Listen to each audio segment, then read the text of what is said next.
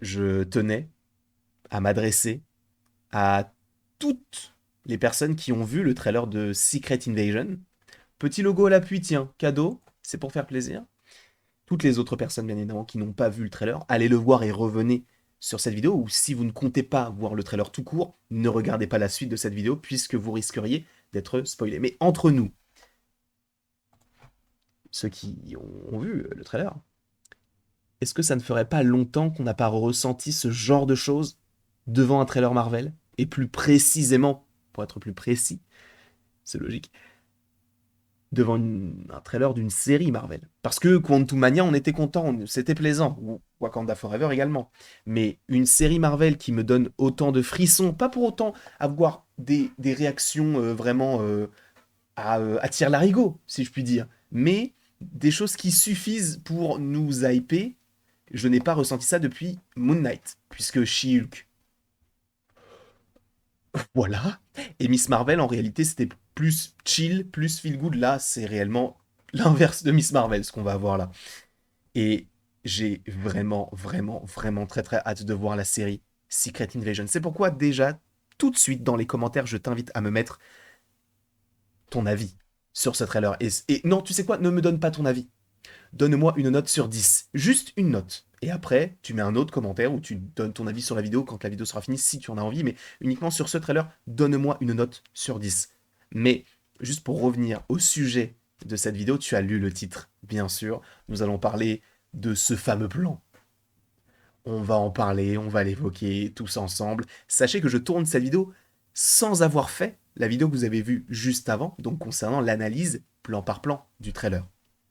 Comme ça, au moins, je reste focus uniquement sur deux scènes qui sont extrêmement importantes, puisque cette scène peut être, selon moi, connectée aux quatre fantastiques. On en avait déjà parlé, il est vrai que c'est très étrange, mais je vais vous expliquer, orthophoniste encore une fois, mais je vais vous expliquer précisément mon propos sur pourquoi, selon moi, Secret Invasion est connecté aux quatre fantastiques. Sachez que, pour rappel, Secret Invasion a d'ores et déjà eu une date de diffusion. On a même eu un poster par ailleurs. Est-ce que je peux pas vous retrouver le poster tout de suite sur le champ? Je pense que oui, puisqu'il est sorti, bah, évidemment, la nuit dernière. Pas la nuit dernière, mais la veille. Secret Invasion poster, normalement, je vais le trouver assez rapidement. Il est parfait. En plus, il est très très beau. Je le trouve très très très stylé. Donc, je vais l'enregistrer et je vais vous le glisser tout de suite pour déjà qu'on puisse l'analyser dans un premier temps et après qu'on puisse débattre du coup de toute la connexion qui existe avec le programme qu'est les quatre fantastiques. Mais pour une petite précision, donc voici le poster qui est, je trouve, génial, minimaliste, simple, c'est ce que j'aime.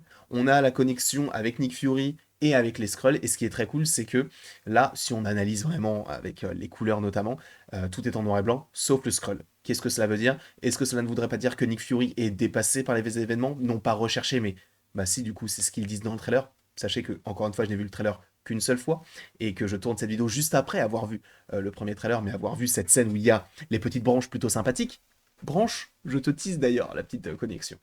Et justement, le fait est que nous avons donc ce petit Nick Fury en noir et blanc et derrière un scroll en couleur. Donc est-ce que justement cela ne voudrait pas dire que eh bien, les personnes qui sont comme Nick Fury, des personnages haut placés et qui sont un petit peu oubliés, se feront remplacer par la suite par des scrolls?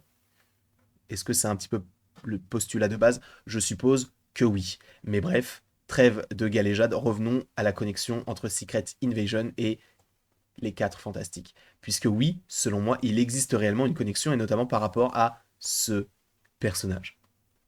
Ce personnage s'appelle Klart. Bon, K-L apostrophe R-T. C'est l'un des Super Skrulls. Ce qu'on appelle un Super Skrull, c'est un Skrull qui a été modifié génétiquement et qui est doté de pouvoirs surnaturels.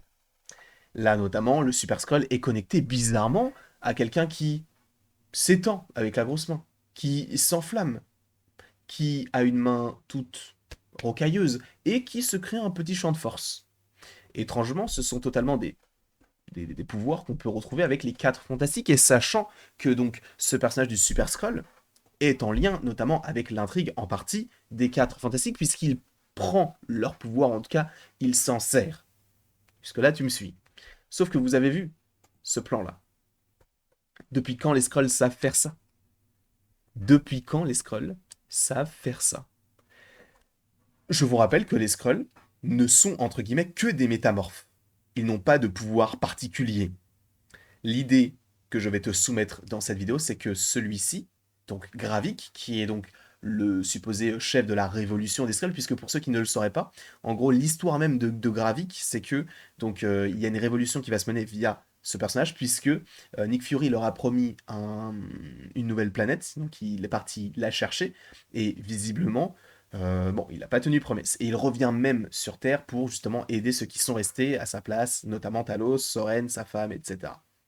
Ok, mais pourquoi lui, il a des pouvoirs? Alors que les Skrulls, on le sait, ce sont comme je vous l'ai dit des métamorphes, mais ils n'ont pas de pouvoir particulier.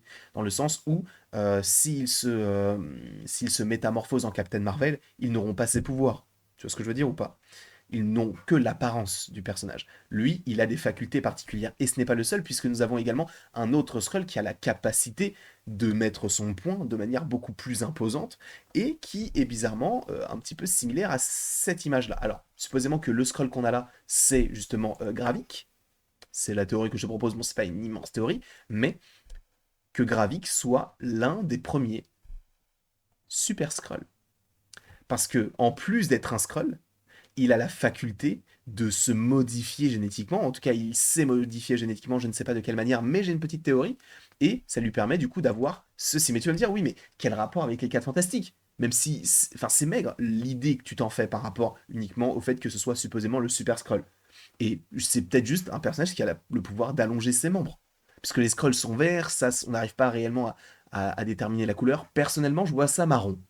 Et entre ce plan-là et ce plan-là, je vois ce personnage-là, Groot.